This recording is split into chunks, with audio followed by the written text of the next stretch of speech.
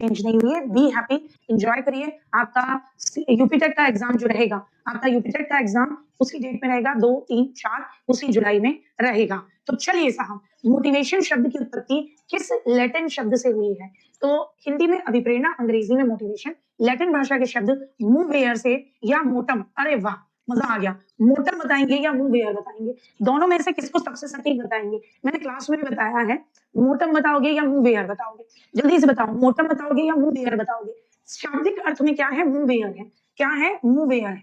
मोटम से ज्यादा मूवेयर है, जिसका मतलब क्या होता है? मूवेयर, अभिप्रेरणा, मूवेयर, मोटम दोनों शब्द आते हैं, लेकिन सबसे ज्यादा मैंने नोट्स में भी आपको ये चीज बताई है, सबसे ज्यादा मूवेयर, जिसका मतलब होता है गति करना। सबसे ज्यादा क्या है? मूवेयर, जिसका मतलब होता है गति करना। क्या मतलब होता है? गति करना। ठीक साहब, आगे बढ़े। किसी काम को शुरू करना, जारी रखना और नियमित करने की प्रक्रिया, उसको मोटिवेशन कहते हैं। मोस्ट इंपॉर्टेंट, जैसे आप में से, है ना, आप में से मोस्टली बच्चे पढ़ाई को शुरू तो करते हैं, लेकिन उसे जारी नहीं रख पाते, उसे नियमित नहीं रख पाते, है ना। थोड़े समय बाद वही बच्चे मैसेज करते हैं, मैम हमारी पढ़ाई बीच में 1 महीने से छूट गई थी, ये हो गया था, वो हो गया था, है ना, मेरी भैंस को बछड़ा हो गया था, या मुझे कहीं जाना पड़ गया था, या मेरे XYZ एग्जाम हो गए थे। तो वो मोटिवेशन की कमी की वजह से ही ऐसा होता है।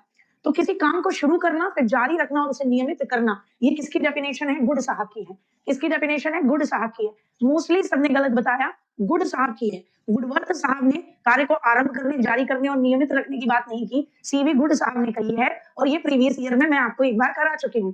किसने? गुड साहब की है, मतलब गुड बात। मैं आपकी डेफिनेशन की प्रॉब्लम मुझे सॉल्व करनी है, ये आप ले लो, मंगलवार का दिन ले लो साहब, है ना, मंगलवार का दिन फाइनल कर लो, आगामी मंगलवार, और सारी इंपॉर्टेंट डेफिनेशन चाहे 2 दिन में हो, लेकिन अच्छे से याद करा दूंगी। जैसे पहले करेंगे विकास की, फिर बात करेंगे अधिगम की, फिर ऐसे ऐसे ही लेके चलेंगे। तो ये तो गुड बात होती है ना, कैसे याद रखोगे? ये बड़ी अच्छी आदत है, ये बड़ी गुड बात है। अगर हम किसी काम को शुरू कर रहे हैं तो उसे नियमित रखें और उसको जारी रखें, तो ये गुड बात होती है ना। तो किसने कही है? गुड ने कही है। ठीक। मोटिवेशन के मूल प्रवृत्ति सिद्धांत के प्रतिपादक कौन है? किसने कहा कि मोटिवेशन का मूल प्रवृत्ति का सिद्धांत, जिसमें उन्होंने कहा कि मूल प्रवृत्ति से जुड़ा संवेग होता है, हर मूल प्रवृत्ति से एक संवेग जुड़ा होता है। किसने कहा कि हर मूल प्रवृत्ति से एक संवेग, इमोशन जुड़ा हुआ होता है? 14 तरीके की मूल प्रवृत्तियां बताई। कौन है? विलियम मैकडूगल, जिन्होंने एक किताब लिखी थी, आउटलाइन ऑफ साइकोलॉजी, कि मैं तो डूब जाती साइकोलॉजी में अगर साइकोलॉजी की आउटलाइन नहीं होती। अब्राहम मैस्लो ने आवश्यकता पदानुक्रम का सिद्धांत दिया है। इसका आवश्यकता पदानुक्रम कैसे याद रखेंगे? तो बेटा जी याद रखना है, हम सबको हमारे जीवन की आवश्यकताओं में मसल कर डाला हुआ है। अब्राहम मैस्लो ने कहा हमारी आवश्यकताओं का एक क्रम है, तो नीड की हायरार्की ऑफ नीड की थ्योरी किसने दी? अब्राहम मैस्लो ने दी है। किसने? अब्राहम मैस्लो ने। क्लार्क हल वो व्यक्ति हैं जिनके सिद्धांत को आप चालक कह लो, अंतर्नोद कह लो, या कह लो प्रणोद, यानी जुनून, चालक, अंतर्नोद, प्रणोद या ड्राइव कह लो, उसकी रिडक्शन थ्योरी या पुनर्बलन का सिद्धांत दिया है। ठीक है ना साहब। सिगमंड फ्राइड साहब वो हैं जिन्होंने अचेतन, चेतन और अर्धचेतन मन की बात अपने मनोविश्लेषणवाद, साइको एनालिटिकल थ्योरी में की है। आगे बढ़े। मैकडूगल के अकॉर्डिंग हर मूल प्रवृत्ति के साथ क्या जुड़ा हुआ होता है? संज्ञान, संवेग, संवेदना या विचार? तो कहा हर मूल प्रवृत्ति के साथ एक इमोशन जुड़ा हुआ होता है। किसने कहा है? विलियम मैकडूगल भैया ने। 14 तरीके की मूल प्रवृत्ति बताई, उनसे जुड़े हुए इमोशंस बताए। क्या कहेंगे? उनसे जुड़े हुए इमोशंस बताए हैं। हाँ, मांग का सिद्धांत, आवश्यकता की हायरार्की, आवश्यकता इज मांग, वो वाली नहीं, मांग तो मांग पूर्ति का सिद्धांत, आवश्यकता का सिद्धांत अब्राहम मैस्लो, बात की। अच्छा, मनोविज्ञान की पहली शक्ति क्या है? दूसरी शक्ति, तीसरी शक्ति क्या है? बताएं एक बार। ये मैंने आपको पहले भी बताया है। तो मनोविज्ञान की तीसरी शक्ति को हम मानवतावाद कहते हैं। मनोविज्ञान की तीसरी शक्ति क्या है बेटा जी? आप कहोगे मानवतावाद। पहली शक्ति क्या है? आप कहोगे व्यवहारवाद, व्यवहारवाद जो दिखाई दे। दूसरी शक्ति क्या है? जो न दिखाई दे, अचेतन, यानी मनोविश्लेषणवाद। दूसरी शक्ति क्या है? मनोविश्लेषणवाद। और तीसरी शक्ति कई बार पूछा जाता है, मानवतावाद। तीसरी शक्ति कई बार पूछा जाता है, मानवतावाद। ठीक है ना सब? आ जाए, आगे बढ़े। अभिप्रेरणा का प्रणोद न्यूनता, प्रणोद कह लो, चालक कह लो, अंतर्नोद कह लो, ड्राइव कह लो, बोलते हैं कि भैया ये प्रणोद, चालक या अंतर्नोद रिड्यूस होता है, न्यून हो जाता है, उसमें कमी आती है। ये वाली बात किसने कही है? कि तुम्हारे अंदर का जुनून, तुम्हारा चालक न्यून हो जाता है, ये वाली बात किसने कही है? ये वाली बात किसने कही है? जल्दी से बताएंगे, ये वाली बात किसने कही है? ये वाली बात किसने कही है? तो बताएंगे जल्दी से। बिल्कुल, क्लार्क हल ने कही है। किसने कही है? क्लार्क हल ने कही है। किसने कही है? तो आप कहेंगे क्लार्क हल ने कही है। किसने कही है? क्लार्क हल ने। ठीक है ना? तो याद रखना है इस बात को कि मनोविज्ञान की पहली शक्ति, दूसरी शक्ति और तीसरी शक्ति किसे कहा जाता है ना? पहली शक्ति व्यवहारवाद है, कॉग्निटिव सीडीपी। पहली शक्ति व्यवहारवाद यानी ऐसा व्यवहार जो प्रत्यक्ष दिखाई दे, दूसरा अचेतन में चलने वाला व्यवहार, और तीसरी शक्ति है जिसे मानवतावाद कहते हैं। गलती नहीं करना। क्या करना है? गलती नहीं करना है। आ जाए आगे। अब हम आगे बात करते हैं बीएफ स्किनर साहब की। इसकी बात करते हैं बीएफ स्किनर। तो बीएफ स्किनर साहब की क्या कहेंगे? क्रिया प्रसूत। एक बार और अच्छे से देख लेना, कोई दिक्कत नहीं है कि क्या कहेंगे? क्रिया प्रसूत सिद्धांत, कार्यात्मक अनुबंधन, है ना? या हम जो भी बॉन्ड बनाते हैं वो सोच समझकर बॉन्ड बनाते हैं, तो सक्रिय अनुबंधन का सिद्धांत भी हम इसे कहते हैं। अब्राहम मैस्लो, हम सब आवश्यकताओं से मसले हुए हैं, हम सब आवश्यकताओं से मसले हुए हैं। तो क्या कहेंगे कि आवश्यकताओं का पदानुक्रम कह लीजिए, या कह लीजिए इसे क्या मांग पूर्ति का सिद्धांत है ना। पहला मानवतावाद, दूसरा बिल्कुल दूसरा आपका मनोविश्लेषणवाद, और तीसरा आपका मानवतावाद है ना। हो जाता है कई बार आप आगे पीछे ऐसी गड़बड़ियां कर देते हैं। एक बार तो मैंने ही कर दी थी, आपको याद हो। एक बार तो शुरुआत में जब हम लोग पहली शक्ति दूसरी शक्ति कर रहे थे, तो एक बार मैंने मुझसे ही आगे पीछे हो गया था, है ना। फिर तब आपने मुझे कहा था कि नहीं नहीं दीदी, पहली आप ही ने बताइए, पहली व्यवहारवाद, दूसरी फिर मनोविश्लेषणवाद, और तीसरी फिर, है ना, वो है अब्राहम मैस्लो के आवश्यकता पदानुक्रम सिद्धांत में सर्वोच्च स्तर की आवश्यकता कौन सी है। तो अब्राहम मैस्लो के आपसे कहना है, ठीक है ना, आपसे कह रहे हैं एक बार आराम से यही चेक कर लो, यही खत्म कर देते हैं, वरना वो बच्ची परेशान ही रहेगी। हे गूगल, मनोविज्ञान की पहली शक्ति किसे कहते हैं, दूसरी किसे कहते हैं, तीसरी किसे कहते हैं। देखो गूगल ने बताया, गूगल ने बताया मनोविज्ञान की पहली शक्ति, अच्छा अच्छा मनोविश्लेषणवादी है। अरे तो एक बार रुक जाना भाई, इसमें मनोविश्लेषणवाद ही दिखा रहा है, तो इसका मतलब मुझे कहीं कुछ गड़बड़ी हो रही है।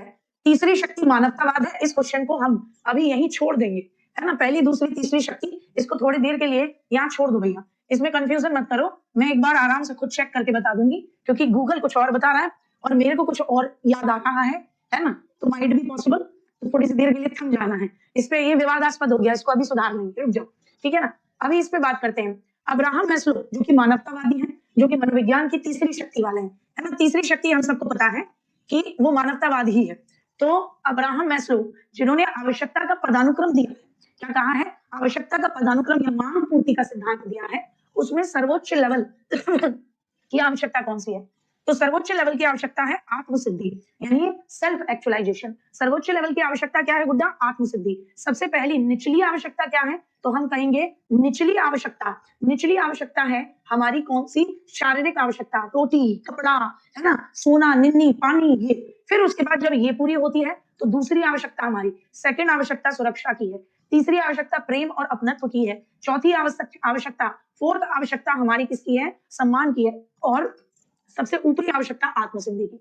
कौन सा प्राथमिक और जैविक प्रेरक नहीं है, किसे आप प्राइमरी या बायोलॉजिकल मोटिवेटर नहीं बोलते, ठीक है ना। जल्दी से बताएंगे, ठीक है ना, जल्दी से बताएंगे, ठीक है ना। बहुत बढ़िया, बहुत बढ़िया, बहुत बढ़िया, बहुत बढ़िया। पहली तीन आवश्यकताएं जो हैं, अब्राहम मैस्लो की पहली तीन आवश्यकताएं डी नीड्स कहलाती हैं, कमी से जुड़ी हुई हैं, कमी की पूर्ति।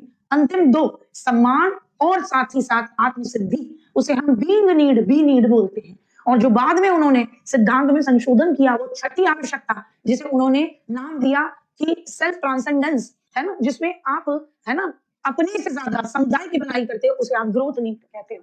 आगे बढ़ेंगे तो कौन सी नहीं है? तो उपलब्धि आपकी प्राथमिक आवश्यकता हो ही नहीं सकती। नींद हो सकती है, भोजन हो सकता है, सोना हो सकता है।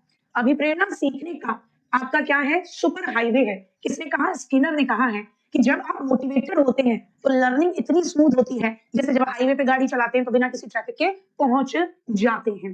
मनोवैज्ञानिक थॉमसन के अकॉर्डिंग आपके जो मोटिवेटर्स हैं उनका वर्गीकरण बताइए। थॉमसन ने अलग बताए हैं, गैरेट ने अलग बताए हैं, अब्राहम मैस्लो ने अलग बताए हैं।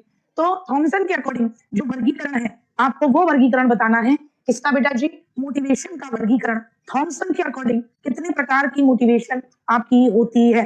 थॉमसन के अकॉर्डिंग जो मोटिवेशन का वर्गीकरण है, थॉमसन वाला बताना था। अभिप्रेरक जो बताए हैं वो थॉमसन ने कितने बताए हैं? जल्दी से बताएं। जन्मजात, अर्जित, स्वाभाविक, कृत्रिम। देखो जन्मजात और अर्जित ये अब्राहम मैस्लो के हैं, पूछता है। अब्राहम मैस्लो ने बताए हैं कि जन्मजात और अर्जित होते हैं, ठीक है ना। स्वाभाविक और कृत्रिम किसने बताए हैं? स्वाभाविक और कृत्रिम, बहुत बढ़िया। जिसने थॉमसन का स्वाभाविक और कृत्रिम बताया है, अपनी पीठ थपथपाइए, आप एक्यूरेट चल रहे हैं। और गैरेट ने बताया है जैविक, सामाजिक और मनोवैज्ञानिक। गैरेट ने क्या बताया है, जल्दी से बताएंगे। गैरेट ने बताया है जैविक, है ना, सामाजिक और साथ में तीसरा क्या देना है इसमें, एंड मनोवैज्ञानिक। ये किसने बताया, ये गैरेट ने बताया है, मनोवैज्ञानिक। इस तरीके का वर्गीकरण इस एग्जाम में जरूर पूछा जाता है। तो गैरेट ने तो 3 बताए, एक बताया जैविक, है ना, दूसरा सामाजिक, तीसरा मनोवैज्ञानिक। थॉमसन ने बताए हैं, आपके थॉमसन भैया ने स्वाभाविक और कृत्रिम। स्वाभाविक, कृत्रिम अब्राहम मैस्लो जन्मजात और अर्जित, जन्मजात और अर्जित। उपलब्धि अभिप्रेरणा का सिद्धांत किसने दिया, उपलब्धि अभिप्रेरणा का मतलब जो हमारा अचीवमेंट, कि हमें जब ये मिलेगा तो मजा आएगा, कि जब नौकरी लगेगी तो क्या होगा, ये वाला मामला है ना, कि नौकरी मिलेगी तो क्या होगा, तो कहोगे एकदम ये होगा वो होगा, गाड़ी होगी, बंगला होगा, है ना, कटिंग चाय पियेंगे, एक गणपत चल झाड़ू ला, ये नहीं करना पड़ेगा, हम अलग मजे में मजे मार रहे होंगे, है ना, कि अलग ही लेवल का हमें आनंद आ रहा होगा। उपलब्धि जो मिलेगी वही मोटिवेट करती है। तो उपलब्धि अभिप्रेरणा का सिद्धांत डेविड सी मैकलीलैंड और उनके शिष्य थे। शिष्य का नाम बताएं, उनके शिष्य थे एटकिंसन और होयंगा। उनके शिष्य थे एटकिंसन व होयंगा। उनके शिष्य थे, क्या कहेंगे, एटकिंसन और होयंगा। ये 2 उनके शिष्य थे और इन 2 शिष्यों के साथ मिलकर डेविड सी मैकलीलैंड ने किसका सिद्धांत दिया, उपलब्धि अभिप्रेरणा यानी अचीवमेंट मोटिवेशन थ्योरी दी थी, है ना। आज जब नौकरी लगेगी तो विवाह होगा बहुतों का, ठीक है ना साहब, बहुत बढ़िया। आगे बढ़ेंगे, मोटिवेशन साइकिल का सही क्रम क्या है। साइकिल का सही क्रम क्या होगा, कि पहले साहब आवश्यकता होगी। आवश्यकता एक तनाव पैदा करती है, उस तनाव को दूर करने के लिए एक आग लगती है, जिसे हम बोलते हैं प्रणोद। और वो आग जो है वो अपने आप हमें क्रिया करवाती है कि चल हे बालक उठ, सुबह कर मेहनत। और फिर जब हमें प्रोत्साहन मिलता है तो उसके बाद वो आग, वो प्रणोद न्यून हो जाता है। तो मोटिवेशन का साइकिल ये है। मोटिवेशन का प्रोत्साहन सिद्धांत किसने दिया, कि भैया अगर आपको बीच बीच में प्रोत्साहन मिलता रहे तो आप मोटिवेटेड रहते हैं, बीच बीच में प्रोत्साहन मिलता रहे तो मोटिवेटेड रहते हैं। तो इनकी मम्मियां, है ना, सबसे ज्यादा, है ना, नई नई रेसिपीज ट्राई करती होंगी किचन में, ऐसी गर्मी में भी, जिनके पापा समय समय पर ये कहते रहते होंगे, वाह वाह वाह वाह वाह देवी जी वाह, आपके हाथों का स्वाद कोई छू ही नहीं सकता। और मम्मी 2 घंटा और किचन में गर्मी में, जा तू जा तू जा, मैं गरम गरम बना रही हूँ, तू खा। आप कितना भी कहो हे माते हम भी आए, हम भी हैं आते मदद कराने, माँ कह देगी नहीं। जिनके बच्चे अपनी माँ को कहते होंगे मम्मी के बराबर का खाना ना टेस्टी किसी का नहीं। तो प्रोत्साहन मोटिवेशन का काम करता है। तो प्रोत्साहन सिद्धांत किसने कहा, देखो विलियम मैकडूगल ने तो मूल प्रवृत्ति की बात की, मूल प्रवृत्ति ही हमें मोटिवेट करती है। अब्राहम मैस्लो ने आवश्यकता, कि भैया हमारी जो जरूरतें होती हैं जब तक वो पूरी नहीं होती हैं तो वो आवश्यकता है हमारे लिए किसका काम करती हैं, वो आवश्यकता है हमारे लिए किसका काम करती हैं, मोटिवेशन का काम करती हैं। किसने कहा, तो प्रोत्साहन सिद्धांत किसका, बॉल्स और कॉफमैन का। बॉल्स ना बॉल फुटबॉल फैन, बॉल्स और कॉफमैन किसका है, मोटिवेशन थ्योरी, बॉल्स और कॉफमैन, है ना। तो अगर आपको मोटिवेट करना है किसी को तो आप उसको क्या कीजिए, आप उसको इंसेंटिव देते रहिए। किसने कहा, ये अच्छे बॉस के काम होते हैं, तो याद रखना बॉल्स और कॉफमैन।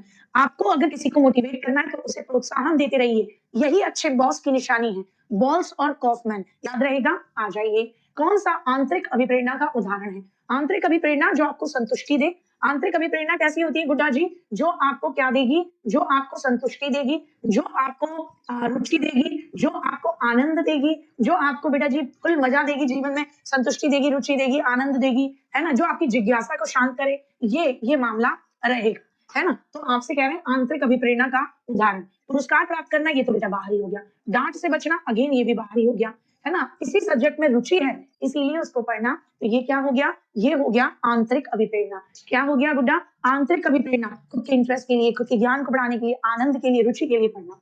आ जा, बाहरी मोटिवेशन को और क्या कहते हैं, बाहरी मोटिवेशन नेगेटिव मोटिवेशन कहलाता है। क्यों क्यों, क्योंकि आपको याद होगा मैंने क्लास की शुरुआत में क्या कहा था, कि हम तो सेल्फ मोटिवेटेड आदमी हैं, है ना, हमारे पास खोने के लिए कुछ नहीं और पाने के लिए पूरा आसमान है, तो हम तो सेल्फ मोटिवेटेड आदमी हैं, हमें किसी को मोटिवेट करने की जरूरत नहीं होती। हम सरकार के बच्चे लाइब्रेरी जाकर पढ़ रहे हैं, खतरों के बावजूद खतरों के खिलाड़ी बन रहे हैं, तो ये सब क्या है, ये सब इनर मोटिवेशन है। बाहरी मोटिवेशन की किसी ने एक शायरी कह दी और आपने कहा आज से पढ़ेंगे, नकारात्मक होती है, क्योंकि वो सिर्फ एक दिन 1 घंटा आपको मोटिवेट कर पाएगी। हेनरी मुर्रे या मरे, हेनरी मरे ने मानवीय आवश्यकताओं को मापने के लिए किस प्रक्षेपी परीक्षण का निर्माण किया था। हेनरी मरे वही है मॉर्गन और मुर्रे वाले, है ना, मॉर्गन और मुर्रे, वो मुर्रे हम बोलते हैं, इनकी according Murray, so what are you doing Murray, ये रहता है, Henry you have to come here in this खतरनाक तूफान। तो हेनरी मरे वही है मरे मुर्रे वाले, तो हेनरी मरे, मॉर्गन और मुर्रे वाले ही हैं। वो मानवीय आवश्यकताओं को मापने के लिए कि किसकी क्या आवश्यकताएं हैं, किसके दिमाग में क्या खिचड़ी पक रही है, इसके लिए किस प्रक्षेपी किस उन्होंने प्रोजेक्टिव मेथड का निर्माण किया। तो आप कहेंगे टेट का निर्माण किया, यानी थैमेटिक परसेप्शन टेस्ट। इनके साथ मॉर्गन नाम के भैया भी थे। कौन थे? मॉर्गन नाम के भैया भी थे। तो मॉर्गन एंड मुर्रे दोनों थे। गुड्डा कब की बात है? तो कहोगे 1935 की बात है। 31 कार्ड, जिसमें 10 कार्ड मेल के, 10 फीमेल के, 10 दोनों के, और एक कार्ड खाली। चिल्ड्रन परसेप्शन टेस्ट, चिल्ड्रन बच्चे के पीछे, चिल्ड्रन चिल्ड्रन यानी बालक, तो बालक के पीछे कौन पड़ गया? बालक के पीछे पड़ गई कैट। तो कैट यानी चिल्ड्रन परसेप्शन टेस्ट। चिल्ड्रन बालक तो लियोपोल्ड ब्लांक, तो बाल अंतर्बोध कौन रहेगा? लियोपोल्ड ब्लांक रहेंगे। ऐसे नाम बहुत याद रहने पड़ेंगे। लियोपोल्ड ब्लांक कब दिया था? 1948 में दिया था। रोशा का शाही डब्बा, हरमन रोशा, हरमन रोशा का शाही डब्बा 1921 में। शब्द साहचर्य, शब्द साहचर्य सेंटेंस कंप्लीशन, फाइन व टेंडलर, फाइन व टेंडलर कहते हैं कि शब्दों को कंप्लीट कीजिए। अच्छा, कोर्ट 11 का, कोर्ट 11 का क्षेत्र सिद्धांत, क्षेत्र सिद्धांत की आओ मेरे क्षेत्र में तुम्हें कूट कर रख देंगे। तुम्हारे जीवन में रखा ही क्या है? सदिश और कर्षण के सिवा, और हवा में मत उड़ो, तल पर रहो, तल रूप सिद्धांत। तो याद रखें कोर्ट 11 का सिद्धांत, क्षेत्र सिद्धांत, जीवन दायरा सिद्धांत, सदिश और कर्षण, सदिश और कर्षण सिद्धांत, सदिश व कर्षण सिद्धांत, और हवा में मत उड़ो बेटा, जमीन पर रहो, तल रूप सिद्धांत। ये तमाम नाम हम जानते हैं। तो कोर्ट 11 के क्षेत्र सिद्धांत के अकॉर्डिंग आपको आकर्षित या विकर्षित करने वाली शक्ति को क्या कहेंगे? जो आपको किसी लक्ष्य की तरफ आकर्षित करेगी या विकर्षित करेगी। तो कर्षण से ही आकर्षण और विकर्षण आता है, तो इसको बोलते हैं क्या? बैलेंस। वेक्टर का मतलब क्या है? सदिश। वेक्टर का मतलब क्या है? सदिश। तो वो शक्ति, वो शक्ति, वो शक्ति जो आपको अपनी तरफ, आपको लक्ष्य की तरफ खींचे या दूर करे, वो शक्ति जो लक्ष्य के पास ले जाए आपको या दूर करे, जो लक्ष्य के पास ले जाए या दूर करे, जो लक्ष्य के पास ले जाए या क्या करे? या दूर करे, या दूर करे, उसको हम क्या कहेंगे गुड्डा? उसको हम कहेंगे वेक्टर सदिश कहेंगे। ठीक, कौन सा अर्जित अभिप्रेरक का उदाहरण है? किसको हम कहते हैं? Acquired motive. किसको हम एक्वायर्ड मोटिव कहते हैं? कौन सा अर्जित अभिप्रेरक का उदाहरण है? किसको आप कहोगे अर्जित अभिप्रेरक? अर्जित अभिप्रेरक का मतलब समझते हो गुड्डा?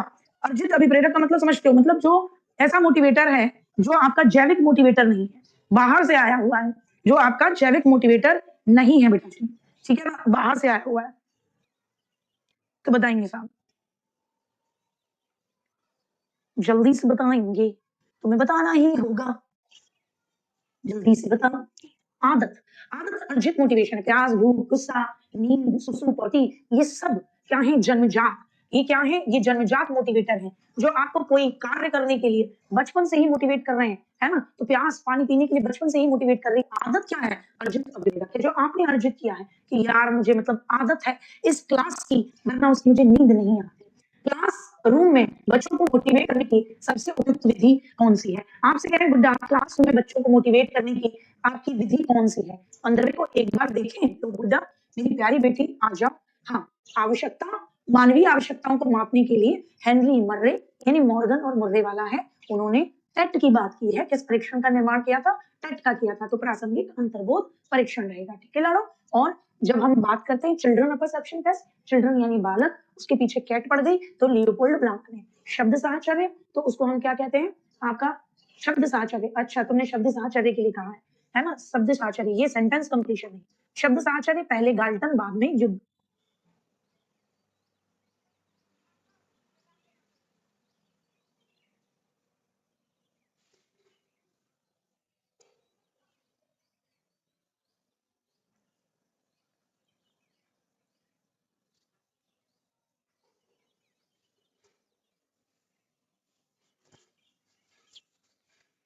ठीक है ना, पहले गाल्टन बाद में युंग। युंग ने 1904 में इसको करा और 100 शब्द दिए। इसके लिए बोल रही थी गुड़िया, है ना? हाँ हाँ हाँ, शब्द साहचर्य मैं बोल पढ़ शब्द साहचर्य रही हूँ और उसको कंप्लीट किसमें कर रही हूँ? उसको कंप्लीट कर रही थी इसके हिसाब से सेंटेंस कंप्लीशन टेस्ट, वाक्य पूर्ति के हिसाब से। बहुत बढ़िया। केवल एक बच्ची है जिसने कहा कि दीदी शब्द साहचर्य है वो, और मैं उसको वाक्य पूर्ति वाले सेंटेंस कंप्लीशन वाले फाइन और टेंडलर से जोड़ रही थी। केवल एक बच्ची ने इस बात पे फोकस किया कि दीदी ये इसको एक बार दोबारा देखना। आ जाओ, बहुत बढ़िया गुड़िया, बहुत बढ़िया, बहुत बढ़िया, बहुत बढ़िया, बहुत अच्छी बात। पारखी नजर, बहुत बेहतरीन, है ना? हाँ, गाल्टन ने दिया, विकास युग ने किया, तुम्हें पता सब है, लेकिन तुमने उस चीज को वहां क्यों नहीं पकड़ा कि दीदी वो सेंटेंस कंप्लीशन थोड़ी ना है, वो तो क्या है, वो तो वाक्य पूर्ति है, वो सेंटेंस कंप्लीशन है जिसको आप वो कह रहे हो। और मैं बोल भी रही हूँ सेंटेंस कंप्लीशन पाइन और टेंडलर, मैं बोल रही हूँ सेंटेंस कंप्लीशन पाइन और टेंडलर, और लिखा हुआ वहां है क्या, वर्ड एसोसिएशन। इसे कहते हैं कि कई बार हमारा दिमाग हमें वो दिखाता है जो हम पता नहीं क्यों देख रहे होते हैं, है ना। हाँ, लेकिन इस गुड़िया की नजर बाज की नजर, बल्कि कमाल की बात है, देखो मैंने बोला भी सेंटेंस कंप्लीशन है, तो सेंटेंस कंप्लीशन यानी वाक्य पूर्ति तो पाइन एंड टेंडलर सही लिखा, लेकिन वहां ऑप्शन में सेंटेंस कंप्लीशन लिखा ही नहीं है, और वहां क्या लिखा हुआ है, वर्ड एसोसिएशन। ये है बाज की नजर वाली वाला आदमी, बहुत बढ़िया। ठीक है ना, एक कह रही है तो दीदी आपने सेंटेंस कंप्लीशन ही बोला था, तो हमें लगा कि हाँ तो वही वाला है, बिल्कुल। लेकिन जब बात आ जाए क्या, शब्द साहब चले तो गार्डन और क्यों, सेंटेंस कंप्लीशन तो पाइन एंड टेंडलर, बहुत बढ़िया। क्लासरूम में बच्चों को मोटिवेट करने की सबसे उपयुक्त विधि कौन सी है, अत्यधिक होमवर्क देना, मोटिवेट हो जाओ तो बहुत सारा काम दे दूं तो तुम्हें, नवीन शिक्षण विधियों और रुचि का उपयोग करना, केवल कठोर दंड, बच्चों को नेग्लेक्ट करना। अगर मुझे आपको मोटिवेट करना है तो नए नए तरीके से पढ़ाना है, नए नए तरीके से आपकी क्या करनी है, नए नए तरीके से आपके अंदर इंटरेस्ट पैदा करना है।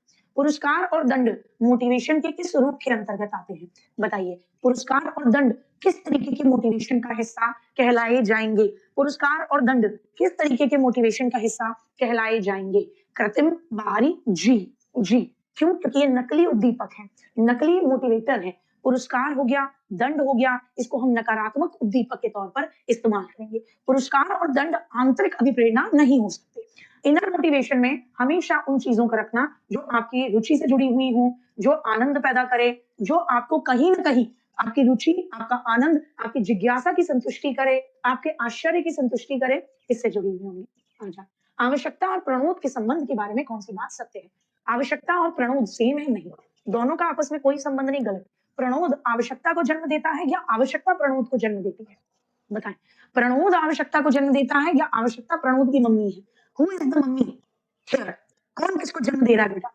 हाँ, चॉकलेट देना इंटरनल नहीं होगा, चॉकलेट देना इंटरनल नहीं होगा, चॉकलेट देना भी बाहरी है। आपको कोई पुरस्कार देना, दंड देना, भय दिखाना, ये क्या होगा, बाहरी। चॉकलेट देना, लड्डू देना, प्रशंसा देना, तारीफ देना, बाहरी, ये सब बाहरी है। ठीक है ना। आंतरिक मोटिवेशन, अभिप्रेरणा, वो होती है जो रुचि से, जो आपको आनंद दे, जो जिज्ञासा की पूर्ति करे। तो बताएंगे जल्दी से, बिल्कुल। पहले हमारे अंदर आवश्यकता पैदा होती है तो एक तनाव पैदा होता है, वो तनाव हमारे अंदर एक आग पैदा करता है कि इस तनाव को खत्म करो, तो आवश्यकता is the mummy of drive या प्रणोद।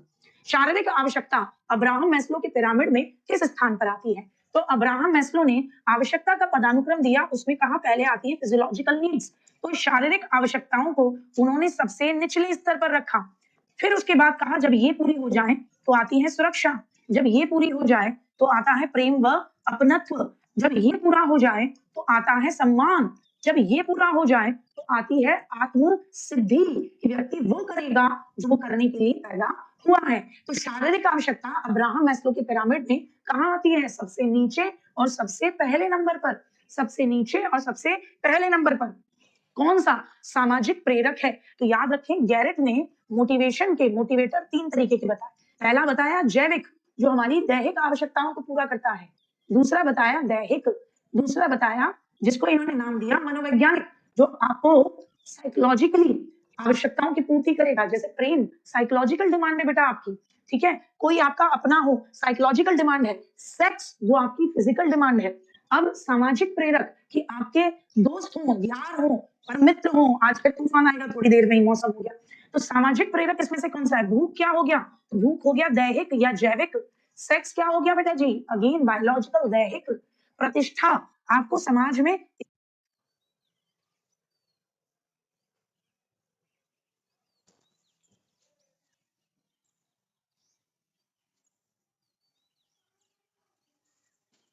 इज्जत चाहिए, आपको समाज में सम्मान चाहिए, आपको समाज में रुतबा चाहिए, तो ये क्या हो गया, ये हो जाएगा आपका सोशल मोटिव। विश्राम क्या है कि आप थक जाएं तो आपको सोने को चाहिए, अगेन ये भी दैहिक ही होगा, अगेन ये भी क्या होगा, ये भी दैहिक ही होगा। ठीक है ना, आ जाओ आगे बढ़े। जब कोई बच्चा किसी परीक्षा में सफल होने के लिए कठिन परिश्रम करता है, तो किस तरीके से मोटिवेटेड है, जब आप जैसे बच्चे यूपी टेट में पास होने के लिए लगातार पढ़ाई कर रहे हैं, 6-6 घंटे पढ़ रहे हैं, बार-बार रिवाइज कर रहे हैं, बार-बार पढ़ रहे हैं, तो ये किस तरीके का मोटिवेशन है। भाई साहब कल हमारे यहाँ फुल टाइम लाइफ नहीं है, ये जो बुद्धि उड़ी-उड़ी सी घूम रही है मेरी, है ना, उसके पीछे का मुख्य कारण यही है कि सुबह भी 10 साढ़े 10 बजे तक लाइट नहीं थी।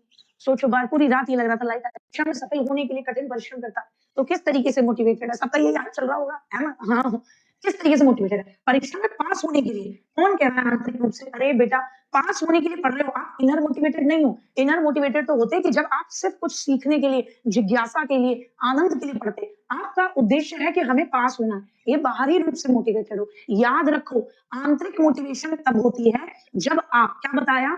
जब आप केवल और केवल जब आनंद के लिए पढ़ रहे हो, जिज्ञासा के लिए पढ़ रहे हो, रुचि के लिए या आत्मसंतुष्टि के लिए पढ़ रहे हो। बोलो मेरे साथ कि आंतरिक मोटिवेशन कब होती है?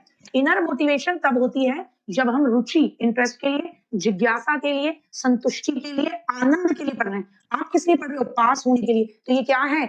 आपका एक्सटर्नल मोटिवेशन है ना? क्या है? बाह्य मोटिवेटर है। बेटा कितना चला लोगे? इन्वर्टर भी क्लास चलती है, डप्पू बोल जाता है। आप ही के सामने तो कल क्लास में वो चला गया था इन्वर्टर, आप ही के सामने तो कल क्लास में चलती क्लास में डप्पू बोला था। आपके सामने ही तो गड़बड़ी हुई थी। कितना चल सकता है इन्वर्टर भी बेटा? लिमिट में ही तो चलेगा। ठीक है ना? आ जाओ। हाँ, देखो दीदी कह रही है इन्वर्टर लगवा लीजिए, बढ़िया तरीके से करूंगा। तो किसने कहा कि मोटिवेशन बच्चों में रुचि पैदा करना है? मोटिवेशन बच्चों में रुचि पैदा करना है, थॉमसन भैया ने कहा। मोटिवेशन का मतलब है बच्चों में रुचि पैदा करना। किसने कहा? थॉमसन। पियाजे कह नहीं सकते क्योंकि पियाजे कहते हैं बच्चे का जैसे जैसे मानसिक विकास होगा अपने आप बढ़िया सीखेगा। कोहलर कहते हैं कि नहीं, अपने आप पूरी स्थिति को देख के दिमाग लगा के अपने आप सीखेगा। स्किनर कहते हैं कि नहीं नहीं, रिजल्ट क्या मिलेगा उससे अपने आप करेगा। तो एक ही व्यक्ति ऐसा है, लॉजिक भी हम लगाते तो हम पकड़ लेते कि मोटिवेशन बच्चों में रुचि पैदा करने की एक कला है। लर्निंग और मोटिवेशन के बीच कैसा संबंध है? लर्निंग और मोटिवेशन दोनों एक दूसरे से स्वतंत्र हैं। मोटिवेशन लर्निंग को क्या बनाती है? सुसाध्य बनाती है, आसान बनाती है। जब हम मोटिवेटेड होते हैं तो लर्निंग क्या हो जाती है? आसान हो जाती है बेटा। UV rays अगर हम